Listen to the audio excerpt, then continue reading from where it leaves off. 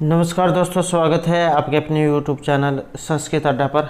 दोस्तों, आज की जो वीडियो इसमें हम करेंगे संस्कृत प्रैक्टिस सेट में संस्कृत की परीक्षाओं के लिए महत्वपूर्ण क्वेश्चन जो आपके आगे आने वाले एग्ज़ाम के लिए महत्वपूर्ण रहेंगे, चाहे आप इसमें किसी भी संस्कृत के एग्ज़ाम की तैयारी कर रहे हों। और अगर आपने हमारी इससे पहले वाली वीडियो नहीं देखी है तो इसे आप आई बटन पर क्लिक करके देख सकते हैं, या फिर हमारे चैनल की जो प्लेलिस्ट है वहाँ पर जाकर आप अभी तक की जितनी भी वीडियो आप देख सकते हैं।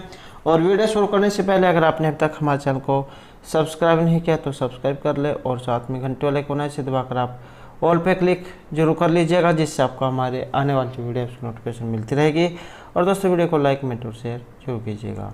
और आप हमारा जो दूसरा चैनल है रीडिंग लवर्स के नाम से, इसे भी सब्सक्राइब कर सकते हैं, क्योंकि जो भी कोई नई वैकेंसी है इससे संबंधित महत्वपूर्ण जो अपडेट आती है तो इस चैनल पर हम डालते रहते हैं। और इसका जो लिंक है आपको इस वीडियो के डिस्क्रिप्शन में मिल जाएगा, तो वहाँ से जो आप हमारे चैनल पर पहुँच जाओगे। तो महत्वपूर्ण अपडेट के लिए जो आप इस चैनल को सब्सक्राइब जरूर कर लीजिएगा।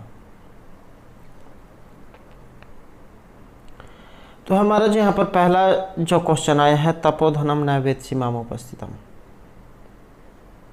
तो यहाँ से कई प्रकार के क्वेश्चन जो एग्जाम में पूछे जाते हैं, कि जैसे यहाँ पर जो सूक्ति कह सकते हैं, श्लोक जो है उसके बीच में से ही ये लाइन ली गई है कि ये पंक्ति जो कहाँ से ली गई है, या फिर किन के द्वारा ये कही गई है, क्या कुछ इसमें कहा गया है। तो बहुत से क्वेश्चन जो एग्जाम में एक ही क्वेश्चन में से पूछ ले जा सकते हैं। तो बात करें इस उक्ति की, अभिज्ञान शकुंतलम जो है उसमें से आपकी ये ली गई है, विचिंत्यन्ति यत्मन अन्य मानसा तपोधनम वेत्सी न माम उपस्थितम समरिष्यति तो आम न सबोदितोपिशान कथाम परमतः प्रथम कृताम एव। जब शकुंतला जो अपने पति के ख्यालों में खोई हुई होती है, तब दुर्वासा ऋषि उनके द्वार पर आते हैं और उनके तरफ जो उनका ध्यान नहीं जाता है, और इसी कारण से दुर्वासा ऋषि जो क्रोधित हो जाते हैं और उन्हें फिर जो है वो श्राप दे देते हैं, तपोधनम वेत्सी न माम उपस्थितम, कि तुम जिसके ख्यालों में खोई हुई हो तुम जाओ उसे ही भूल जाओगे, क्योंकि तुमने जो है मेरे तरफ ध्यान नहीं दिया है। और तुम्हें जब वो याद आने पर भी याद नहीं आएगा। और बात करें इसकी, जो यहाँ पर ये तपोधनम जो शब्द आया है, इसमें यहाँ पर समास कौन सा है? तपोधनम। तप ही धन है जिसका ऐसा कोई व्यक्ति, मतलब कोई तपस्वी लगा सकते हैं आप, या कोई साधु संत है, उससे अर्थ इसका लगा सकते हैं कि तप ही जिसका धन है ऐसा तपस्वी। और तो यहाँ पर बहुब्रीहि जो है समास हो जाता है। और बहुब्रीहि समास कहाँ पर होता है? तो जिसमें न तो पूर्व पद न ही उत्तर पद बल्कि अन्य ही पद प्रधान होता है, तो वहीं पर बहुब्रीहि समास होता है। जैसे यहाँ पर हमें जो ये पता लगा है कि कोई अन्य ही व्यक्ति है, कि तप ही धन है जिसका ऐसा कोई व्यक्ति, मतलब कोई तपस्वी हो सकता है, कोई साधु संत हो सकता है। तो जहाँ पर अन्य ही पद प्रदान होगा तो वहाँ पर बहुब्रीहि जो है वो समास रहेगा। जैसे लंबोदर है, अर्थात कोई बड़े पेट वाला, या फिर ये जो लंबोदर जो शब्द है श्री गणेश है उनके लिए इसका शब्द का प्रयोग किया जाता है। तो बहुब्रीहि जो है यहाँ पर इसमें समास ये रहेगा। नेक्स्ट जो हमारा यहाँ पर क्वेश्चन है, ओदकांतम स्निग्ध जनहन गंतव्य कथम अस्ति। तो ये कहाँ से लिया गया है, या फिर ये इनमें से किन का कथन है? और इसका जो संबंध है ये भी आपके अभिज्ञान शकुंतलम से है, जो महर्षि कालिदास जो उनके द्वारा रचित है। अंकों की संख्या है 7, और नायक नायिका दुष्यंत और शकुंतला है, श्रृंगार रस इसमें रहेगा। महाभारत का जो आदि पर्व है वहाँ से ये लिया गया है, और शकुंतला उपाख्यान से। और जो यहाँ पर ये लाइन आई है ओदकांतम स्निग्ध जनन गंतव्यम, जो प्राचीन जो समय है उसमें जब आपके घर कोई मेहमान आता था तो उसे जो आप कुछ दूरी तक छोड़ने जाते थे, अभी भी जो इसका पालन किया जाता है। जब आपके घर कोई मेहमान आता है तो आप उसे अपने घर के द्वार तक छोड़ने जाते हैं। तो प्राचीन जो समय था उसमें गांव के बाहर सरोवर वगैरह या कुछ जल का तालाब वगैरह होता था तो वहाँ तक जो उन्हें छोड़ने जाते थे। तो वही जो यहाँ पर ये कहा गया है। और सारंगरव जो है उन्होंने ये कहा था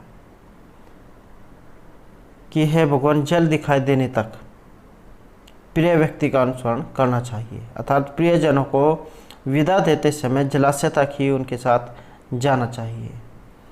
तो सारंगरव जो है उनका ये कथन है। ऑप्शन ए यहाँ पर हमारा रहेगा। नेक्स्ट क्वेश्चन है हमारा यहाँ पर अभिज्ञान शकुंतलस्य कम अंकम सर्वश्रेष्ठ अस्ति। अभिज्ञान शकुंतलम का इनमें से कौन सा अंक महत्वपूर्ण माना गया है? और इसमें आपने एक श्लोक पढ़ा होगा, काव्येषु नाटकम रम्यम तत्र रम्य शकुंतला तत्रपि च चतुर्थ अंक तत्र चलो श्लोक चतुष्टयम, कि काव्य जो होते हैं उनमें नाटक को सुंदर माना गया है और उनमें भी सुंदर जो थी वो थी शकुंतला। और इनमें भी जो सबसे जो महत्वपूर्ण है वो चतुर्थ अंक माना गया है अभिज्ञान शकुंतलम में। और अभिज्ञान शकुंतलम में भी जो चौथा अंक है उसके अंतर्गत भी जो 4 श्लोक है उन्हें महत्वपूर्ण माना गया है। यासति अध्याय शकुंतला, असमान साधु विचिन्त्य, शुश्रूषो गुरुण कुरु और अर्थो ही कन्या प्रक्रिया। तो इस प्रकार के 4 श्लोक ये महत्वपूर्ण माने गए हैं। और जो चौथा अंक जो है उसे महत्वपूर्ण माना गया है क्योंकि इसमें जो शकुंतला जो है उनकी विदाई इसमें दिखाई गई है। नेक्स्ट है हमारा यहाँ पर तपोधनम वेत्सि न माम उपस्थितम इति कस्य परिचयास्ति। तो ये इनमें से किन के बारे में है? और यहाँ पर जो रहेगा तो ये है ऑप्शन डी में दुर्वासा ऋषि के बारे में।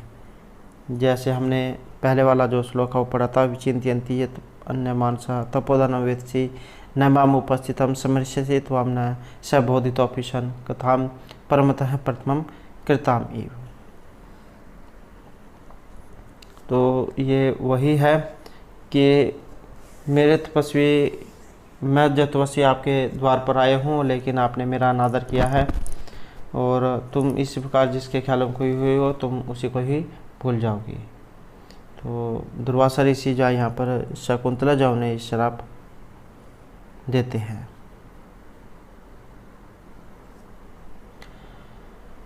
नेक्स्ट है हमारा यहाँ पर पातुम न प्रथम विशति जलम।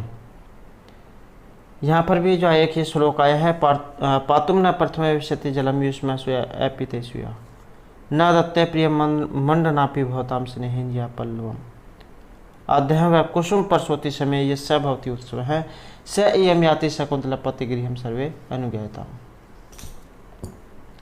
तो अभिज्ञान शकुंतलम जो है उसमें से ये लिया गया है चौथे अंक में से।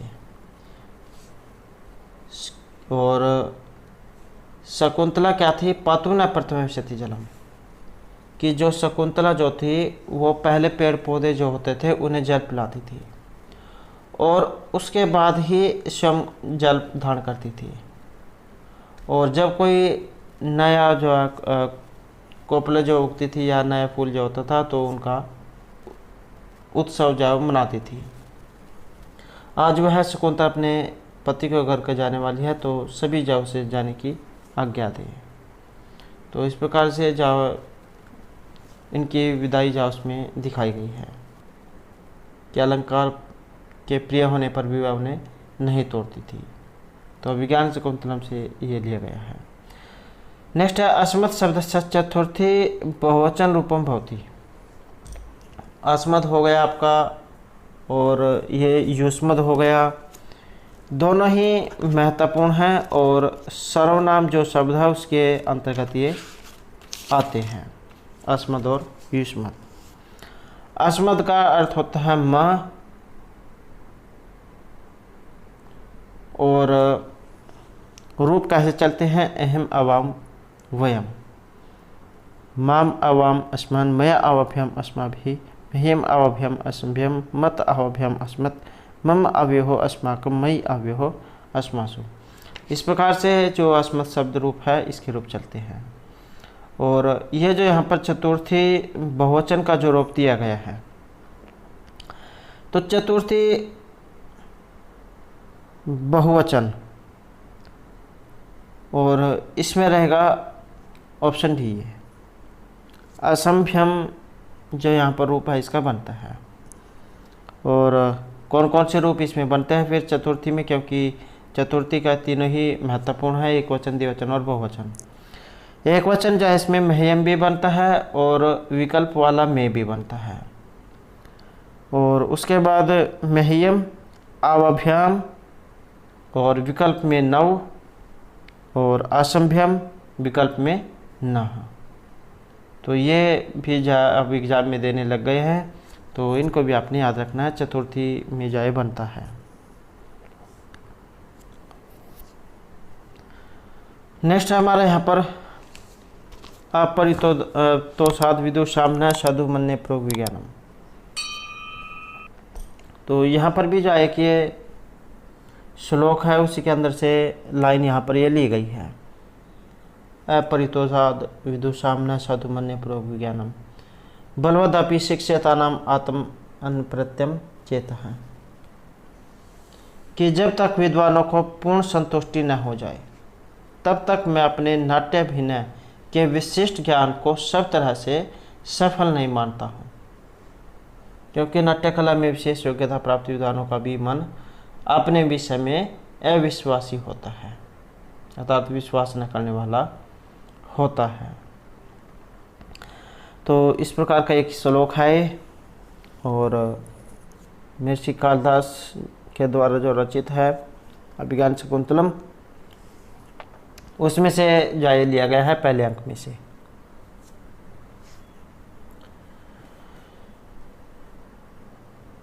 नेक्स्ट है हमारा यहाँ पर यासति अद्य शकुंतला इति स हृदय से संपृष्ट उत्कंठ्या कस्य वचनमितम। और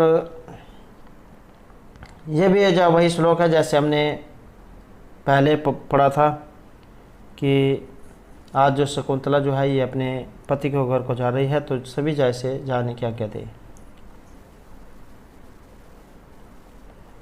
और इसका जो यहाँ पर संबंध है, तो ये वचन जो है महर्षि कण्व के हैं, शकुंतला की विदाई के अवसर की ये बातें हैं।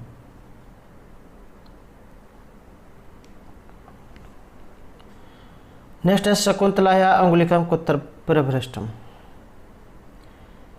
ये जो शकुंतला जो है इनकी अंगुलिकम ये कहाँ पर गिरी थी।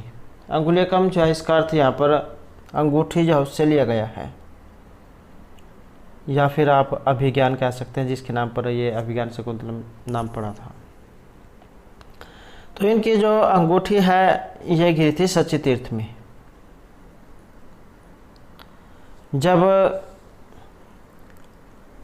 ये जो शकुंतला जो है रास्ते में जा रही होती है, तो सच्ची तीर्थ नामक एक सरोवर जो रास्ते में आता है, जहाँ पर वो अपने मुख प्रक्षालन करती है अर्थात मुँह धोती है, और वहीं पर जो उसके जो अंगुली जो थी उससे अंगूठी गिरकर वो सरोवर में चल जाती है, और वहाँ से मछली जो है उनके पेट में चल जाती है। और जब मछुआरा मछलियाँ पकड़ रहा होता है तब वो उन्हें मिल जाती है, और जब उसको बनाने के लिए जा काटता है तब उसके अंदर से वो अंगूठी निकलती है, और उसे लेकर फिर वो जो यहाँ पर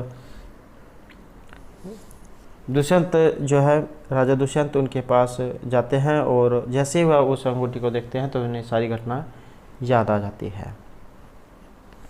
तो सच्चे तीर्थ जो है उसमें इनकी अंगूठी ये गिरी थी। नेक्स्ट हमारा यहाँ पर स्त्री नाम शिक्षित पटुत्व मानुषेषु समदृश्यते इति युक्ति ही उत्तर। यहाँ पर भी एक ये उक्ति आई है और कहाँ से ली गई है, तो इसका जो संबंध है ये भी आपके अभिज्ञान शकुंतलम से है, क्योंकि वेरी वेरी इंपॉर्टेंट है और शकुंतलम, और यहाँ से क्वेश्चन जो एग्ज़ाम में जरूर पूछा जाएगा, चाहे आपका कोई सा भी एग्ज़ाम हो।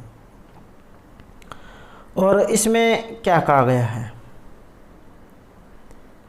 कि मानवेतर जाति की स्त्रियों में भी शिक्षा के बिना ही चतुरता देखी जाती है। तो ज्ञान संपन्न मानवीय नारियों का तो कहना ही क्या, अर्थात मानवीय नारियों में शिक्षा के बिना चतुरता होना स्वाभाविक है। तो अभिज्ञान शकुंतलम जा उसमें से ली गई है 5वें अंक में से। नेक्स्ट है हमारा यहाँ पर मेघदूते जनक तन्य स्नान पुण्य उदकेशु, और ये जो यहाँ पर एक श्लोक है और उसी श्लोक के अंदर से लाइन ली गई है कि कश्चित कांता विरह गुरुना स्वाधिकारात् प्रमतः सापेना स्तंगम महितम महिमा वर्ष भाग्यन वर्तो यक्ष चक्र जनक तन्य स्नान पुण्य उदकेशु सिंह छाया तरुषु वस्ती रामगिरी आश्रमेशु। कि जब यक्ष जो थे, जब उन्हें श्राप दे दिया गया था, तब वो रामगिरी पर्वत वहाँ पर जाकर रहने लग जाते हैं, और मेघ जो उन्हें अपने प्रियतमा के पास वो दूत के रूप में भेजते हैं।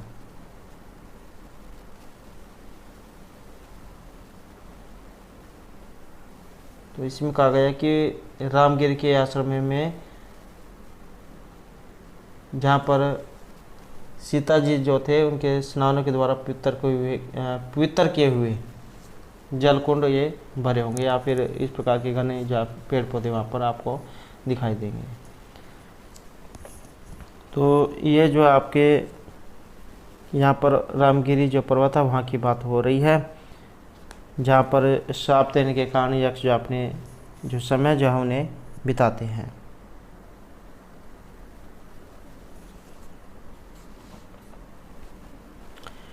नेक्स्ट हमारे यहाँ पर वक्र पंथा यद्यपि इति संकेतन का नगरी ज्ञाता होती। तो यहाँ पर भी ये श्लोक है, उसी के अंदर से लाइन ये ली गई है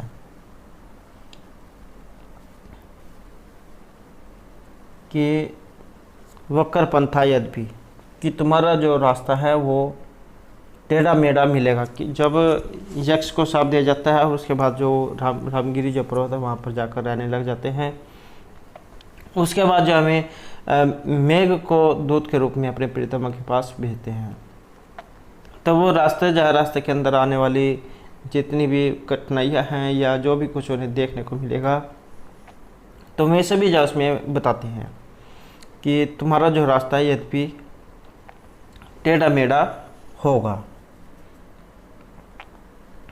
और उत्तर दिशा में प्रस्थान किए हुए यदि आपका मार्ग टेढ़ा हो जाएगा, तो इसमें कहते हैं कि उत्तर दिशा में प्रस्थान किए हुए यद्यपि आपका मार्ग टेढ़ा हो जाएगा, फिर भी उज्जैनी नगरी का यदि दर्शन नहीं किया तो आप निश्चित रूप से ठगे हुए महसूस होंगे। कि वक्र पंथा यद्यपि होता है परिस्थित से उत्तर श्याम उत्संग प्रणय विमुखो माँ शंभु उज्जन्य विद्युताम स्फुरितम चकित तत्तर परांगनानाम न रम्यते लोचन वंचित हसी। कि यद्यपि उत्तर दिशा की ओर जाने वाले तुम्हें मार्ग का घुमाव पड़ेगा या तुम्हारा मार्ग टेढ़ा होगा, फिर भी उज्जैनी के महलों की ऊंची अटारियों की गोद में बिलसने से विमुख न होना और बिजली चमकने से चाकाचौंध हुई वहाँ की नागरी स्त्रियों के नेत्रों के चंचल चितवनों का सुख अगर तुमने न लूटा तो समझना कि तुम ठगे गए हो। तो यहाँ पर जब मेघ जो उनको रास्ते में आने वाली समस्या या जो भी कुछ उन्हें दिखाई देगा सारा वर्णन जो है उसमें बताया गया है, और यक्ष जो है उनके द्वारा मेघ को ये जो है यहाँ पर संदेश दिया जाता है। और इसका जो यहाँ पर संबंध है तो ऑप्शन बी रहेगा, उज्जैनी जो है उनके बारे में यहाँ पर ये बात हो रही है। नेक्स्ट हमारे यहाँ पर केवल मंदक्रांता छंदसी निबद्धम, केवल जो मंदाक्रांता छंद है उससे बंधा हुआ यहाँ पर काव्य में से कौन सा है। और ये जो आपका मेघदूत जो है, इसमें मंदाक्रांता जो छंद है उसका प्रयोग हुआ है, जो महर्षि कालिदास के द्वारा रचित है और 2 खंडों में बटा हुआ है, पूर्वार्ध और उत्तरार्ध में।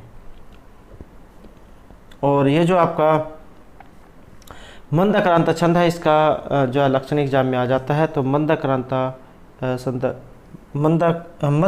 बुद्धि रस गंबर भुवनादतात गुरु चेत। तो इस प्रकार का जो इसका ये लक्षण है। और चरणों की बात करें तो इसमें मगण, भगण, नगण, तगण और 2 गुरु होते हैं।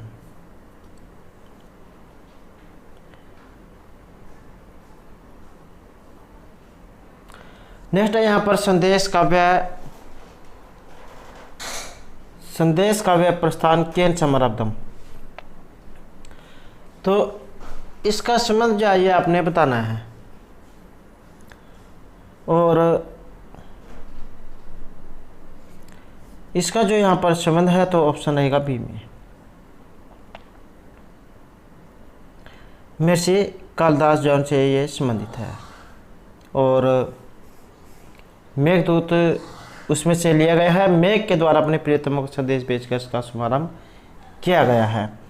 नेक्स्ट है अव्यपन्न कुशलम बले पृच्छति त्वाम युक्ताम अत्तर छंद है किम। यहाँ पर जो इसमें छंद है ये कौन सा है। और छंदों की बात करें तो यहाँ पर ऑप्शन बी हमारा रहेगा, मंदाक्रांता छंद है। और ये जो मंदाक्रांता छंद है वेरी वेरी इंपॉर्टेंट है, क्योंकि चाहे इसमें जाए एग्जाम में इस तरीके से पूछ लिया जाए या फिर इसका जो है लक्षण पूछ लिया जाए, कोई सा भी एग्जाम में आ सकता है। मंदाक्रांता जल्दी सड़गमर भो न तो तात गुरुचेत, ये इसका लक्षण है। और एक जो एग्जाम में इनके अक्षरों वर्ण जो इनकी संख्या पूछा गया था, जैसे जल्दी जो है इसमें 4 है और सड़ जो है इसमें 6 और अंभव में है 7। तो इस प्रकार से इसमें जो है 17 वर्ण हैं। मगण, भगण, नगण, 2 तगण और 2 गुरु, जिसका उदाहरण है कश्चित कांता विरह गुरुना सब अधिकारात् प्रमता है सापे नस्तंग। तो इस प्रकार का ये जो श्लोक है जो हमने पहले जो है मेघदूत में पढ़ा था, रामगिरी आश्रम माला। नेक्स्ट है रिक्त है सर्वभवति ही लघु पूर्णता गौरवाय ये मुक्ति केंच बनता। यहाँ पर भी जो है एक ये श्लोक है और उसी के अंदर से लाइन यहाँ पर ये ली गई है, तस्यास्ति वनी। तो इस प्रकार का एक ये श्लोक है, रिक्त सर्वभवति ही लघु पूर्णता गौरवाय, कि जब तुम वृष्टि के द्वारा अपना जल बाहर उड़ेल चुके होंगे तो नर्मदा के उस जल का पान कर आगे बढ़ना, जो जंगली हाथियों के तीते महकते मद से आपको जो भावित करेगा और जमुनों के कुंज में रुक रुक कर बहता है। हे घन, भीतर से तुम ठोस होगे तो हवा तुम्हें न उगाड़ सकेगी, क्योंकि जो रीते हैं वह हल्के हैं, जो पूरे भरे हुए होते हैं वह भारी भरकम होते हैं। या फिर आप इस तरीके से समझ सकते हैं, जिसमें कम गुण होते हैं वो क्या दिखावा ज़्यादा करता है, लेकिन जिसके अंदर गुण होते हैं वो दिखावा नहीं करता। या आपने हिंदी में कहावत पढ़ी होगी, अधजल घघरी छलकत जाए, कि जो घड़ा जो होता है वो कम भरा हुआ होता है वही छलकता जाता है, लेकिन जो पूर्ण रूप से भरा हुआ होता है वो छलकता नहीं है। तो यही जो इसमें कही गई है कि जो खाली है वो हल्का होता है, लेकिन जिसके अंदर गुण होते हैं वो भारी होता है। और किससे ये संबंधित है, तो इसका जो संबंध है ये मेघ से संबंधित है। मेघ के बारे में यहाँ पर ये बातें कही गई है। नेक्स्ट है प्रीति प्रमुख वचन स्वागतम व्यजहर कुत्रे मुक्ति। यहाँ पर भी एक ये उक्ति आई है और इसका संबंध जो आपने बताना है। और इसका जो यहाँ पर संबंध है तो ये रहेगा आपके ऑप्शन ए में, मेघदूत जो उसमें से ली गई है।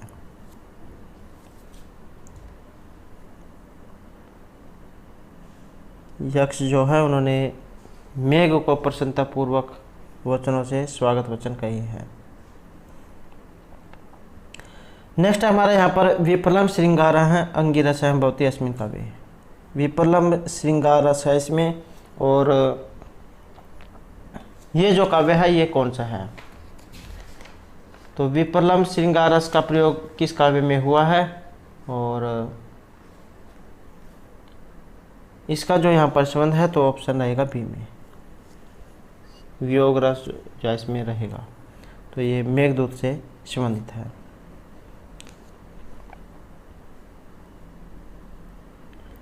नेक्स्ट क्वेश्चन आएगा हमारा यहाँ पर वरम विरोधापि समम आत्मा भी। इस प्रकार का ये सूक्ति है और इसका संबंध बताना है कि कहाँ से ये लिया गया है। इसका जो संबंध है तो ये रहेगा आपके ऑप्शन सी में, किरातोर्जुनीयम जो महाकाव्य है वहाँ से लिए गए हैं और जो बृहत्तरी के अंतर्गत आता है, महर्षि भारवी के द्वारा रचित है और महर्षि भारवी जैन अर्थ गौरव के लिए जाना जाता है। और जो यहाँ पर ये उक्ति आई है वरम विरोधोपि समम आत्मा भी, कि विद्वान जो व्यक्ति होते हैं उनके साथ किया गया विरोध भी अच्छा होता है, उनसे भी जा कुछ ना कुछ आपको सीखने को मिलेगा। तो किरातोर्जुनीयम का जो प्रथम सर्ग जो है वहाँ से ये ली गई है। नेक्स्ट है किरातोर्जुनीयम किरातिथि कस्य बोध का है। किरातोर्जुनीयम जो ये अगर आप नाम देखें तो किरात इसमें शब्द आया है और एक नाम आया है अर्जुन का।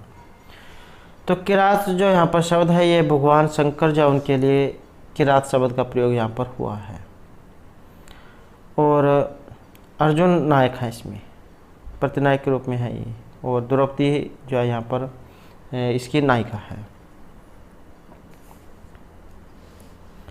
और एक एग्जाम में भी क्वेश्चन पूछा गया था कि जो प्रथम सर्ग है इसका प्रारंभ कैसे होता है। तो इसके प्रथम सर्ग का जो प्रारंभ है ये द्वैतवन में युधिष्ठिर और वनेचर के वार्तालाप से होता है। सर्गों की संख्या इसमें 18 है, 1030 श्लोक है। नेक्स्ट है किरातोर्जुनीयस्य प्रति सर्गस्य अंतिम पदम भवति। ये जो किरातोर्जुनीयम जो है इसके प्रत्येक सर्ग का जो अंतिम पद है वो किसको संबोधित है, किस शब्द का यहाँ पर इसमें प्रयोग हुआ है। और इसका जो यहाँ पर संबंध है तो ऑप्शन आएगा हमारा ए में।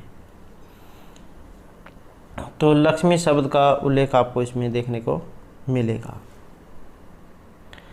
नेक्स्ट है गुरुपदेष्टेन रिपोषते अपि वाह्यन्ति दंडेन से धर्म विप्लवम् अत्र राजनीति का अमन से परामर्शित है।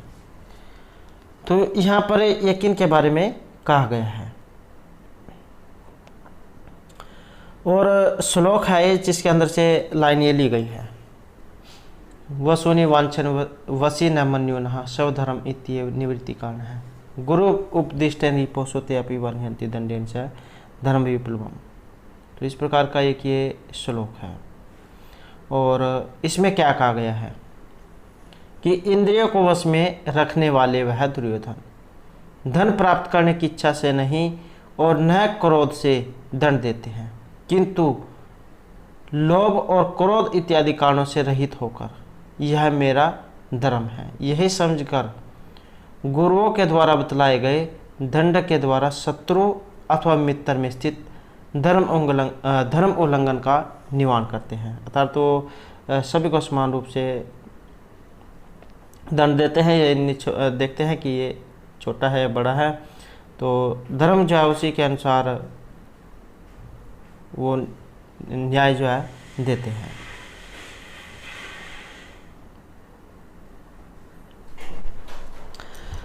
तो और इसमें जो यहाँ पर हमारा सी आंसर जो है ऑप्शन रहेगा ए। तो दंड नीति जो उनके बारे में बताया गया है कि वो गुरु के जो उपदेश थे, जिस प्रकार गुरु ने उन्हें शिक्षा दी है तो उसी के अनुसार वो उसका पालन करते हैं और जिसको दंड मिलना चाहिए उसको दंड देते हैं, नहीं मिलना चाहिए तो नहीं देते हैं।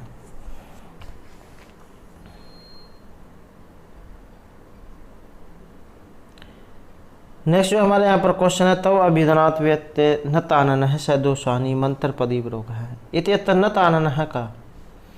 तो यहाँ पर ये शब्द आया है न तानन है, ये यहाँ पर इनमें से किन के लिए आया है।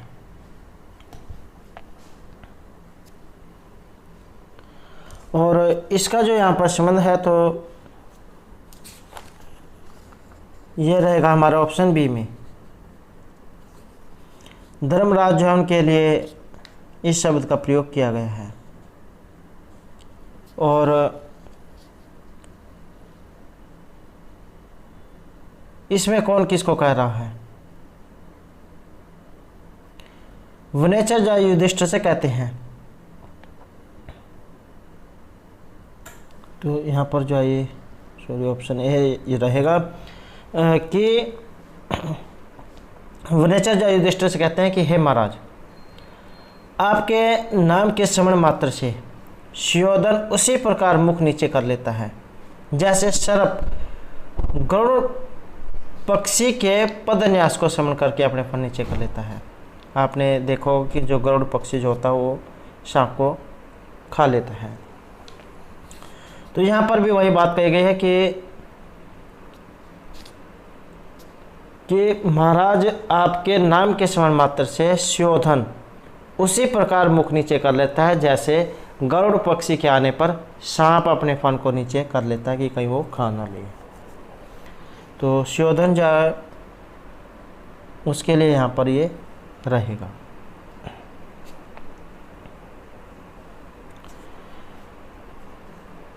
नेक्स्ट है हमारा यहाँ पर त्रयम एतत् बृहत्त्रयम गण्यते। तो यहाँ पर ये तीन हैं जो बृहत्त्रय के अंतर्गत आते हैं, और वो कौन कौन से हैं। बृहत्त्रय और लघुत्रय दोनों ही महत्वपूर्ण हैं। यहाँ पर जो हमारा आंसर ऑप्शन है रहेगा किरातोर्जुनम नैसचरितम और शिशुपाल वधम। किरातोर्जुनम जैसे में सर्गों की संख्या 18 है, नैसचरित में 22 है और शिशुपाल वध में 20 है, और बृहत्त्रय के अंतर्गत जय आते हैं। उसके बाद जो है यहाँ पर आपके लघुत्रय है, लघुत्रय के भी महत्वपूर्ण है। और लघुत्रय में कौन कौन से आते हैं, तो इसमें आपके रघुवंश आता है, कुमार संभवम और मेघदूतम। तो ये आपके लघुत्रय में आते हैं। नेक्स्ट है हमारे यहाँ पर कथम न मनु उज्ज्वलितम उदरित है समितरुम शुष्कम इव अग्नि उच्छिक है इत्युक्त का प्रेरित है। यहाँ पर भी जो है कि श्लोक जो आया है और इसका संबंध आपने बताना है। तो यहाँ पर जो हमारा आंसर ऑप्शन रहेगा बी है, युधिष्ठिर जो उनके लिए आई है। या फिर युधिष्ठिर को भी कौन कह रहा है, किरातोर्जुनम जो वहाँ से ली गई है, और द्रौपदी जो युधिष्ठिर से कह रही है कि जैसे उठती हुई लपट शुष्क शमी वृक्ष को जला देती है, उसी प्रकार से उद्दीप्त क्रोध आपको क्यों नहीं जला रहा है। तो इस प्रकार से द्रौपदी जो युधिष्ठिर से कह रही है। नेक्स्ट है वर्जंती ते मूर्धि है पराभवम भवंती माय विषय न मायना है इत्यादि उक्ति किरातोर्जुनम भवती। तो इस प्रकार की उक्ति जो है ये किरातोर्जुनम से ली गई है। और किन की है, तो इसका जो संबंध है ये ऑप्शन सी में रहेगा, द्रौपदी जो है उनकी उक्ति है ये।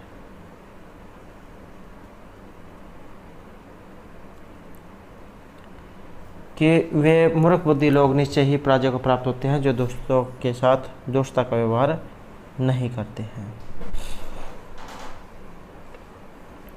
नेक्स्ट है सुखनाश उपदेश है वर्तते। सुखनाश उपदेश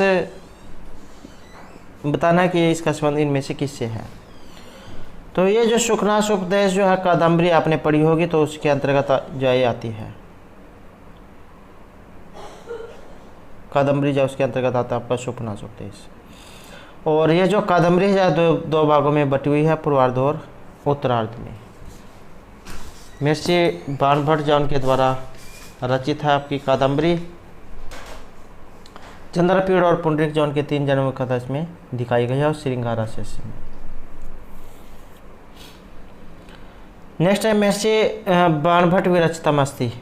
मिर्ची भानभट्ट के द्वारा रचित है। और इनके अनुसार जो यहाँ पर रहेगा तो यह है हर्षचरितम। और इनके अलावा भी और जो इन्होंने काव्य लिखे थे तो वे कौन कौन से थे, जैसे आपकी कादम्बरी है, हर्षचरित हो गया, पार्वती परिणय, मुक्ताड़ितकम और चंडी शतकम। तो ये सभी महर्षि भानभट्ट के द्वारा रचित है। नेक्स्ट है हमारा लक्ष्मी चांचल्यम अस्मिन् उपवर्णितम अस्ति। लक्ष्मी जो होती है उसकी चंचलता दिखाई गई है, तो ये इनमें से किस काव्य में दिखाई गई है। और लक्ष्मी की जो चंचलता है ये आपको देखने को मिलेगी कादम्बरी में। नेक्स्ट है हमारा अकारण आविष्कृत वैर दारुणा सज्जनात् कस्य भयं न जायते। तो यहाँ पर एक ये श्लोक है कि अकारण आविष्कृत वैर दारुणात् असज्जनात् कस्य भयं न जायते यस्य मुखे मामहे विषम इव सुदुःसहं दुर्वचः यदा सन्निहितम।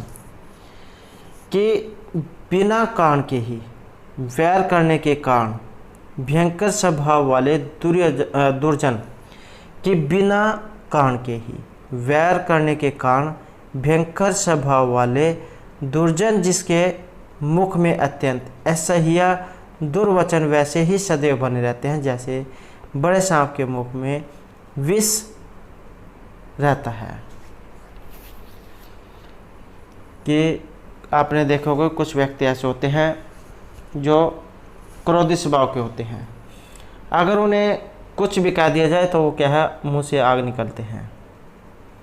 इसी प्रकार से यहाँ पर ये इनके बारे में बातें हुई हैं कि बिना कारण के ही वैर करने के कारण भयंकर स्वभाव वाले दुर्जन जिसके मुख में अत्यंत ऐसे ही दुर्वचन वैसे ही सदैव बने रहते हैं जैसे सांप के मुख में विष हमेशा रहता है। तो ये दुष्ट व्यक्ति जो है उनके बारे में बात यहाँ पर आई है। कुछ व्यक्ति ऐसे होते हैं जो लड़ने के लिए उतारू रहते हैं, ने कुछ कहा नहीं कि लड़ने के लिए तैयार हो गए। तो दुष्ट व्यक्ति जो उनके बारे में यहाँ पर ये बात हुई है। और इसका जो संबंध है तो ऑप्शन रहेगा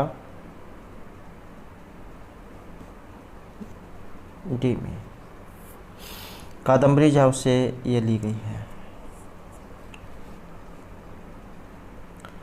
नेक्स्ट है सेवा धर्म परम गहना योगी नामापि गम्य।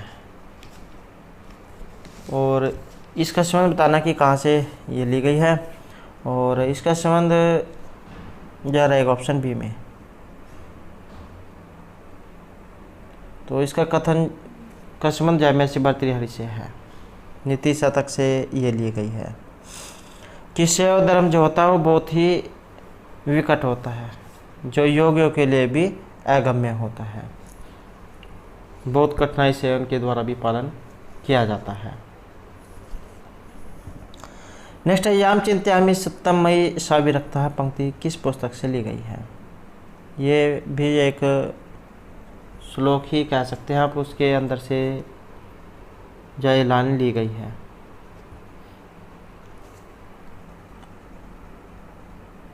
याम चिंत्यामि सत्यम मयि सा विरक्तः स अपि अन्यमिच्छति जन्म स जनः अन्यासक्तः अस्मत्कृते च परिष्यति काचिदन्यः दिक्ताम च तम च मदनम च इमाम च माम च। कि जिस स्त्री से मैं प्रेम करता हूँ, कि जिस स्त्री से मैं प्रेम करता हूँ उसके हृदय में मेरे लिए कोई प्रेम नहीं है, बल्कि वह किसी और से प्रेम करती है। और जो किसी और से प्रेम करता है और जो स्त्री मुझसे प्रेम करती है उसके लिए मेरे हृदय में कोई स्नेह नहीं है। मुझे इन सभी से और खुद से घृणा है।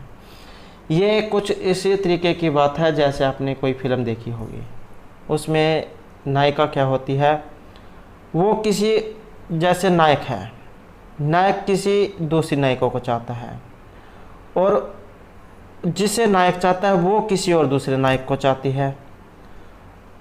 और जो दूसरी नायिका वो पहले वाले नायक को चाहती है। तो इसमें वही बात यहाँ पर कही गई है कि जिसे मैं चाहता हूँ वो किसी और को चाहती है, और जो कोई और है वो पहले वाले को चाहती है। तो मुझे इन सभी से और खुद से घृणा है। और इसका जो यहाँ पर संबंध है तो ये नीति शतक से लिया गया है।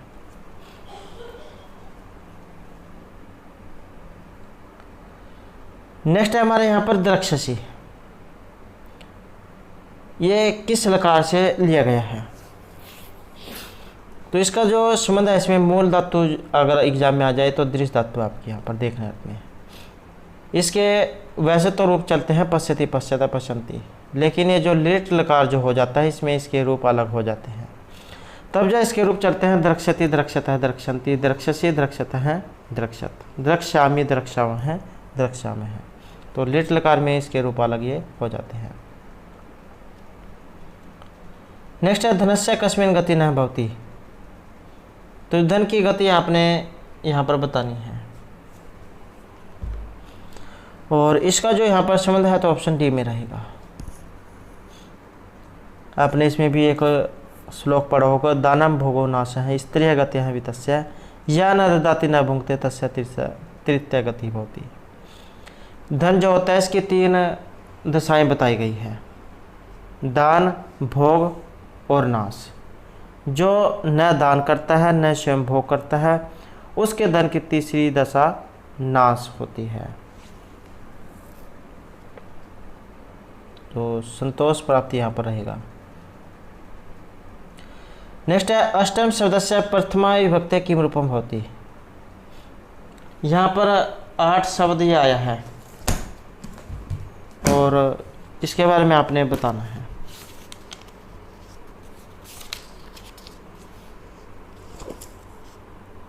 इसका जो यहाँ पर संबंध है तो इसमें रहेगा ऑप्शन सी हमारा, अष्टौजाय बनेगा। प्रथमा हो गई आपकी, द्वितीय हो गई, इनमें अष्टौ बनेगा।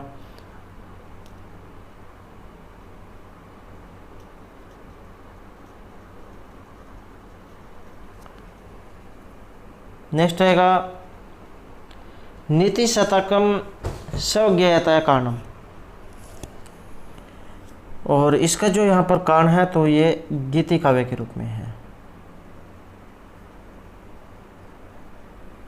या फिर आपको एग्जाम में मुक्त काव्य भी देखने को मिल सकता है।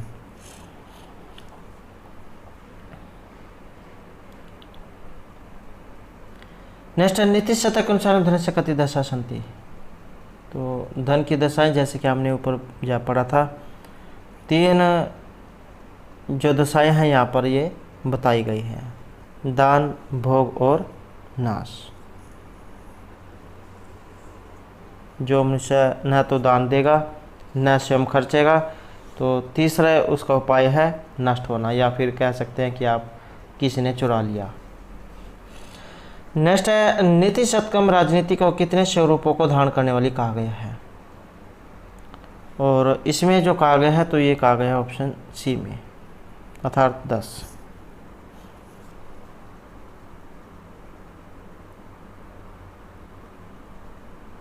ये जो है कभी सत्य तो कभी असत्य, कभी कठोर, कभी मधुर बोलने वाली, कभी घातक तो कभी दयालु प्रवृत्ति वाली, कभी धन का लोभी तो कभी उदार प्रवृत्ति, कभी अधिक खर्च करने वाली तो कभी संचय करने वाली। राजनीति वैश्य के समान अनेक प्रकार के रूपों को धारण करती है।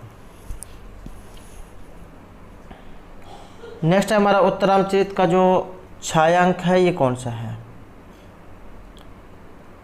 और 7 अंक हैं आपके उत्तरामचरित में,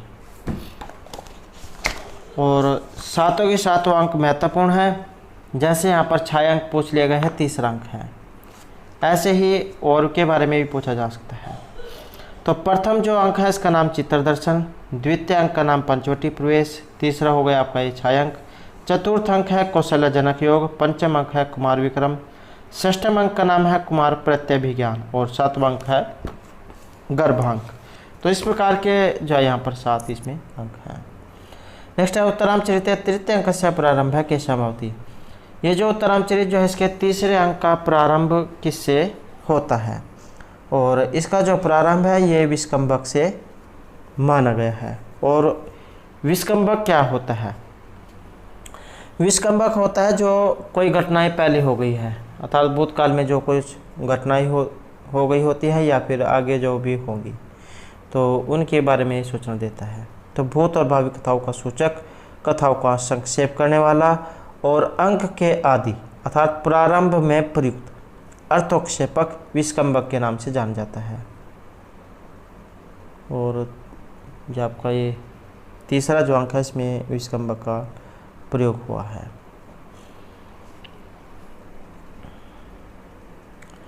तो दोस्तों थे हमारे आज के यहाँ पर संस्कृत की परीक्षाओं के लिए कुछ महत्वपूर्ण क्वेश्चन जो आपके आगे आने वाले एग्जाम के लिए महत्वपूर्ण रहेंगे। और दोस्तों अगर आपने अभी तक हमारे चैनल को सब्सक्राइब नहीं किया तो सब्सक्राइब कर ले, और हमारे साथ अंतर बनाने के लिए धन्यवाद।